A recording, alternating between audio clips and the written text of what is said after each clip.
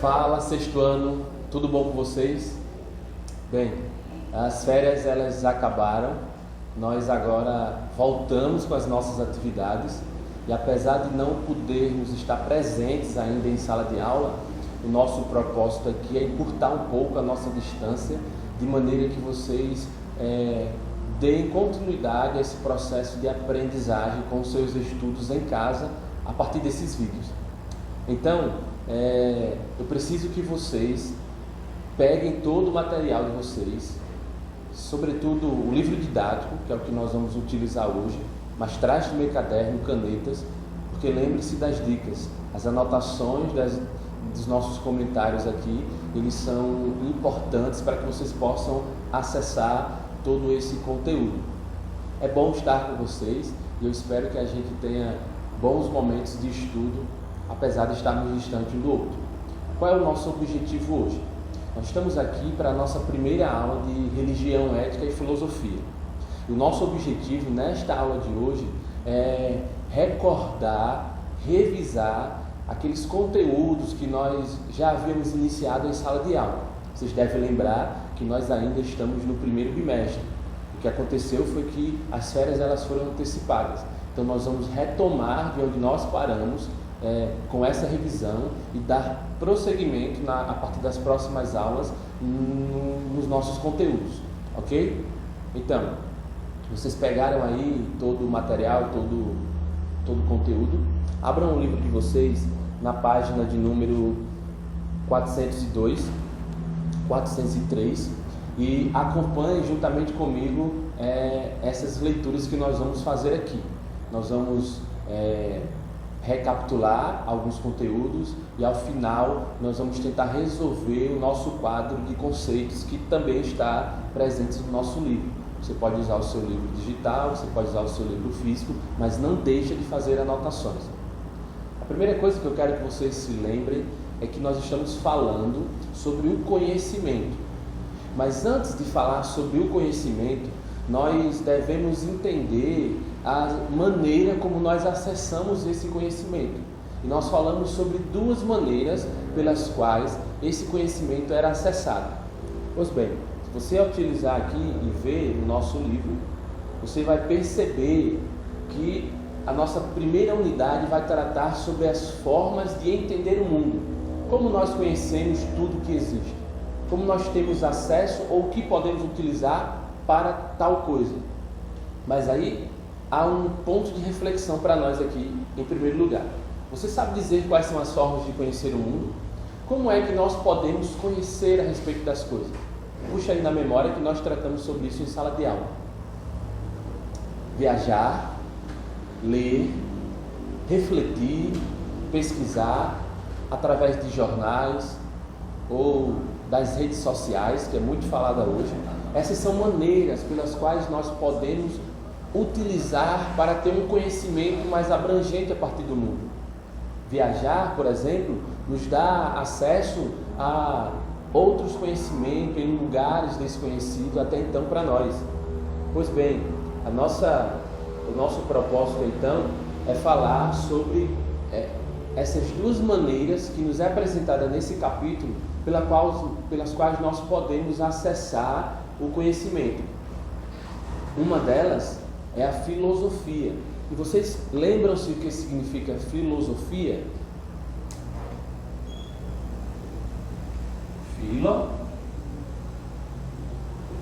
Sofia. Fila significa amor ou amizade. E Sofia significa conhecimento ou sabedoria. Então filosofia basicamente é amor ao conhecimento. É alguém que é amigo do saber e que se interessa por tal coisa. Mas vocês lembram ainda onde ela surgiu? Ou como ela surgiu? A filosofia ela surgiu na Grécia Antiga, aproximadamente no século 6 ou 7 a.C.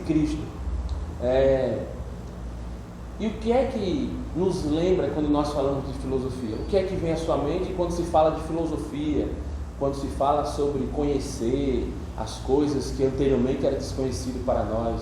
Quando se fala de entender acerca do mundo e de todas as coisas que existem no mundo? Bom, aqui nesse parágrafo nós temos alguma coisa.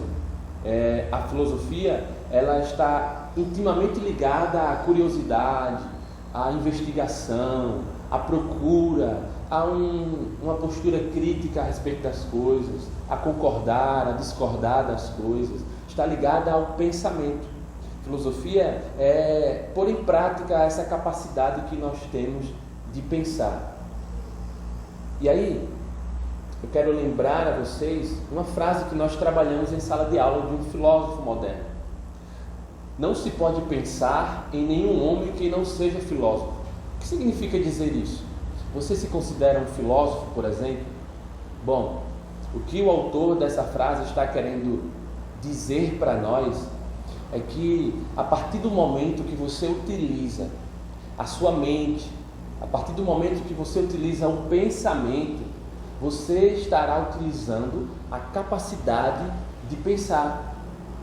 E você já parou para pensar, olha só, você já parou para pensar de onde vem essa capacidade que nós temos de pensar, de raciocinar, de desenvolver coisas, de criar objetos, de trabalhar com a tecnologia? Olha só, para um pouquinho aí esse vídeo, conversa um pouco com alguém que estiver na sua casa. Vai lá na sua mãe, no seu pai, no seu irmão, no seu tio e pensa um pouco. Essa é uma atitude de filosofar, pensar a respeito da capacidade que nos foi dada de pensar. Pensou? E aí, qual é a sua resposta? Coloca lá nos comentários para que a gente possa ver. Inclusive, as dúvidas que vocês tiverem a respeito da nossa aula, vocês podem também colocar nos comentários, porque nós tentaremos da melhor forma tirar essas dúvidas. Mas volta aqui para a nossa questão dessa capacidade de pensar que nós temos. De onde vem essa capacidade de pensar? Bom, se você tiver uma Bíblia em casa, você pode abrir no primeiro livro da Bíblia, que se chama Gênesis, e no capítulo 1, verso 26, diz assim: então disse Deus, façamos o homem à nossa imagem, conforme a nossa semelhança. Bom, você vai pensar, você vai entender que a partir de Gênesis capítulo 1, essa capacidade de pensar que nos foi dada, de raciocinar, de desenvolver coisas, elas nos foi dada porque nós somos criados à imagem de Deus. E o que significa ser criado à imagem de Deus? Deixa eu colocar aqui.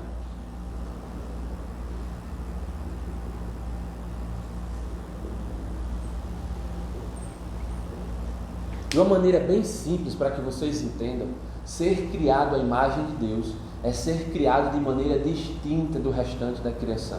É ser criado de maneira singular, de maneira preciosa e diferente. Por exemplo, os animais, eles não têm a capacidade que nós temos de pensar, de raciocinar, de desenvolver a fala, de desenvolver coisas na criação. Essa capacidade só foi dada ao homem e à mulher, às pessoas que foram criadas. Os animais, eles têm um pensamento de instinção, eles agem por instinto, mas eles não possuem inteligência e nem capacidade de pensar.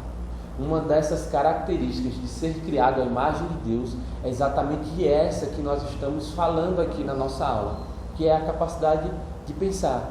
Por isso, nós pensamos, nós estudamos, por isso nós adquirimos conhecimento e desenvolvemos coisas. Quando você pensar a respeito de algo, lembre-se de duas coisas. Primeiro, que essa capacidade de raciocinar nos foi dada por Deus, porque nós somos criados à sua imagem de maneira distinta e singular. E segundo, que essa capacidade de pensar é a mesma coisa do que o filósofo nos diz de filosofar. Logo, de acordo com ele, todos os homens, eles podem ter uma atitude de filosofar e de pensar a respeito das coisas. Mas sobre o que nós podemos pensar? Sobre o que nós podemos filosofar? Bom, observe aqui nesse parágrafo que ele vai dar alguns exemplos.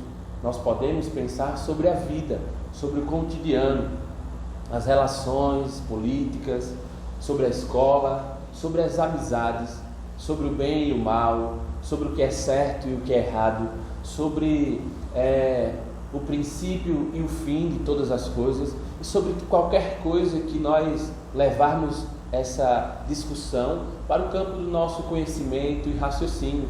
Assim, nós já estaremos usando a nossa capacidade de filosofar. Mas se avançarmos um pouco aí e passarmos para outra página, nós vamos perceber que com o surgimento da filosofia, da qual nós estamos tratando nessa aula, a forma de compreender o mundo ela mudou um pouco. Lembre-se, a filosofia surgiu na Grécia Antiga, no século 7 ou 6 a.C. As pessoas passaram a buscar pensamentos mais racionais, que utilizasse mais a razão e o pensamento, ou seja, essa própria capacidade que nós temos de pensar. Pois bem, mas como será que as pessoas refletiam antes do surgimento da filosofia? Como será que as pessoas compreendiam a respeito do mundo? Nós estamos falando sobre as formas de entender e conhecer o mundo. Uma delas que nós citamos é a própria filosofia, uma parte da nossa disciplina. Mas qual é a outra parte? Bom, antes do surgimento da filosofia propriamente dito, as pessoas se utilizavam de histórias. Elas explicavam a respeito das coisas do mundo a partir de histórias. Isso também significa dizer que elas eram curiosas. Você se considera uma pessoa curiosa? Bom, se você se considera uma pessoa curiosa, você utilizará ou já utiliza essa capacidade de pesquisar, de conhecer a respeito das coisas. Se elas eram curiosas, como diz aqui, então de certo modo elas pensavam. Você concorda com essa afirmação? Sim. A resposta é sim, elas pensavam. Talvez a pergunta correta para esse nosso momento aqui da aula é: como é que elas pensavam? Se ainda não havia surgido essa ferramenta da filosofia de pensar a respeito de uma coisa. Bom, ela fazia isso a partir dos mitos. Acompanhe aí no seu livro essa leitura. O pensamento anterior à filosofia é chamado de pensamento mitológico. Os mitos são narrativas transmitidas, sobretudo oralmente, de geração em geração, para pessoas que viviam em uma determinada comunidade.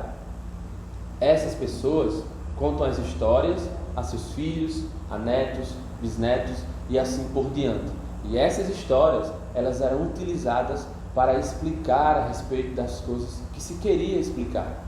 Lembre-se também que isso acontece especialmente no mundo grego antigo. Essa postura de explicar a partir de histórias, elas aconteciam naquele contexto em que a filosofia também surgiu.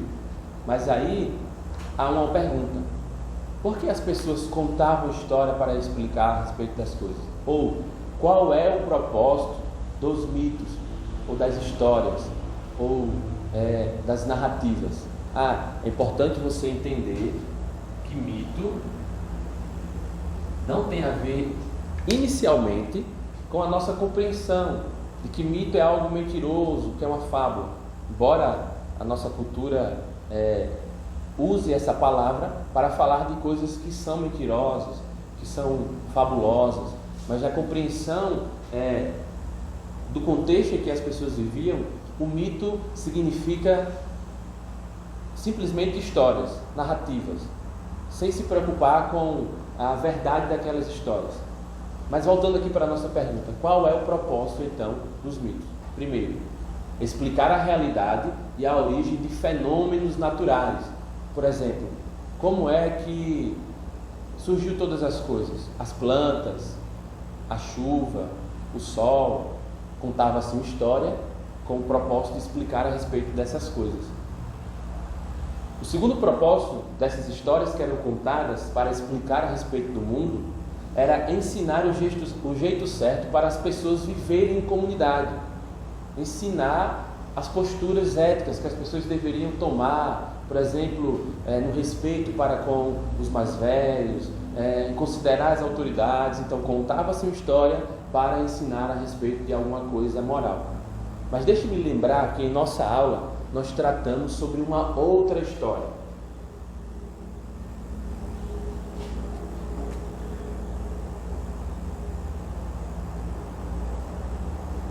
Nós falamos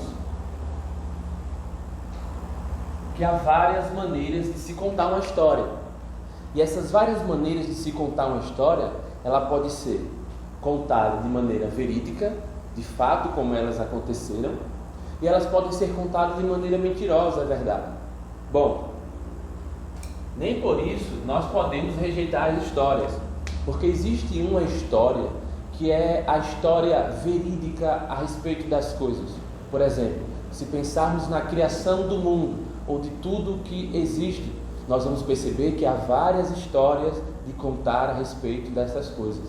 Muitas pessoas tentaram explicar, mas há uma história que é a história verdadeira. E por que essa é a história verdadeira? Porque é a história contada não a partir dos homens que viram as coisas e tentaram explicar da sua maneira, mas é a história contada a partir da ótica de Deus, daquele que criou. Bom, você tem um celular, não tem? Acredito que sim. Em quem mais você confia para explicar a respeito das funções do seu celular? A pessoa que está vendendo o seu celular para você, ou a partir daquele que projetou e criou o celular que você está comprando? É mais ou menos isso. Porque a história de Deus que está na Bíblia é a história verdadeira a respeito das coisas. Porque é a história contada por Deus e porque Deus ele projetou e criou todas as coisas. Então, quando falarmos de história, nós estamos falando de histórias que podem ser verdadeiras e que podem ser mentirosas. Mas saiba que existe uma história da qual nós podemos confiar e acreditar que é a história de Deus, que nós temos acesso através da Bíblia. Mas vamos prosseguir um pouco aqui na nossa discussão.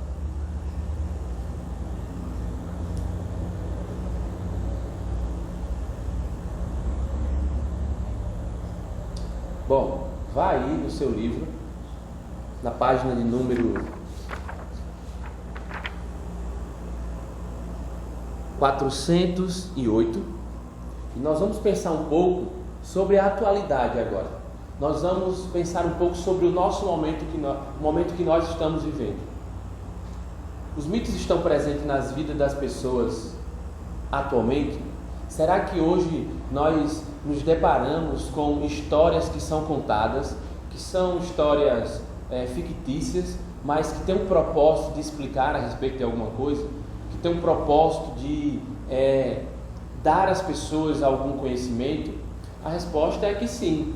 Os mitos estão também presentes na vida das pessoas de uma maneira um pouco diferente, mais moderna, muito ligada à tecnologia atualmente. Na atualidade, os mitos ainda estão presentes. Por quê? O homem moderno, assim como o homem antigo, não é apenas razão, é também afetividade, emoção. A sociedade moderna também cria histórias e essa capacidade parece ser essencial para o ser humano.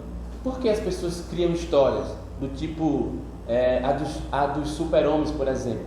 Batman, Wolverine, Capitão América, entre outros. O propósito e a resposta é porque esta está fundamentada no desejo de segurança. Nós falamos sobre isso em sala de aula, mas se você perceber, basicamente, nessas histórias dos super-heróis ou qualquer outra história mais simples, você vai perceber que há um enredo maior dentro dela, que é um enredo de criação, de queda, redenção e consumação. De uma maneira bem geral, esse enredo aqui é um enredo da nossa história, que vai falar sobre o momento em que nós somos criados, sobre um momento crítico nesse percurso em que nós caímos ou pecamos, um anseio por redenção e a consumação de todas as coisas. Se você analisar, por exemplo, a história de um super-herói, você vai ver que sempre há um problema crítico numa cidade, por exemplo. E eles dependem e desejam de seres que são mais fortes e superiores a ele para que ofereçam a eles segurança. Esse desejo por um super-herói pode ser associado com a questão da redenção, esse desejo de viver uma vida em paz e tranquila, até que se estabeleça a paz em tudo. Vocês criaram histórias na sala de aula e eu sugiro que vocês vão até elas e relembrem esses conceitos que está presente nesse desejo das pessoas de segurança, porque esse desejo que é expresso através da arte, através da música, através do cinema, é um desejo que nos é apresentado também a partir de um conceito bíblico. Deus criou o homem, este homem se rebelou contra a palavra de Deus e pecou contra Deus. A partir daí há um momento crítico na sociedade de grandes sofrimentos e desgraças, mas há um anseio por redenção que só pode ser alcançado através da confiança na obra de Cristo, que morreu na cruz por causa dos nossos pecados, para que no fim seja estabelecido um período eterno de paz e tranquilidade. Se você puder, assista um dos filmes aí que você tem na sua casa e tente perceber esses elementos dentro do enredo do filme. Essa é uma tarefa importante para que a gente possa aprender um pouco a interpretar o que nós assistimos, o que nós ouvimos e o que nós entendemos. Ok? Tudo bem? Então vamos agora para a parte final da nossa aula, que é o momento em que nós vamos relacionar os conceitos a partir desse quadro. Então abre aí o teu livro, lá na página 411, e vamos junto aqui tentar resumir o que nós tratamos nessa aula. Bom, nós estamos falando sobre as formas de entender o mundo. E quais são as formas que foi apresentada nesse capítulo? A filosofia e o mito. Pois bem, o mito, que existiu antes da filosofia, é uma narrativa que explica a respeito do mundo. Então nessa parte você vai colocar a palavra mundo. Por meio de quê? Por meio de histórias e fabulações. Geralmente essas histórias, eram passadas de geração a geração, como nós percebemos aqui. E a filosofia? Você lembra ainda onde surgiu a filosofia? A filosofia surgiu na Grécia. Você vai colocar nesse espaço aqui, Grécia. Se quiser acrescentar um pouco, pode colocar aproximadamente no século 7 ou 6 a.C. E ela surge como também uma forma de entender a respeito do mundo por meio da razão. Então perceba, tanto a filosofia quanto o mito, eles tinham o propósito de explicar acerca do mundo. Contudo, usavam ferramentas diferentes. O mito usava histórias, a filosofia utiliza-se da razão. Faz o seguinte, a partir dessa aula aqui, que você vai ter acesso, ou está tendo acesso, pega todo o teu material, anotações, e vai revisando todo o conteúdo, porque isso vai ser muito importante para a nossa próxima aula. Beleza? Qualquer dúvida, vocês já sabem, deixem nos comentários, porque nós vamos tentar resolvê-las. Marca lá o Colégio Betel Brasileiro nos seus momentos de estudo e nos deixa ver como tem sido essa rotina nesse momento que nós estamos vivendo. Obrigado pela atenção de vocês.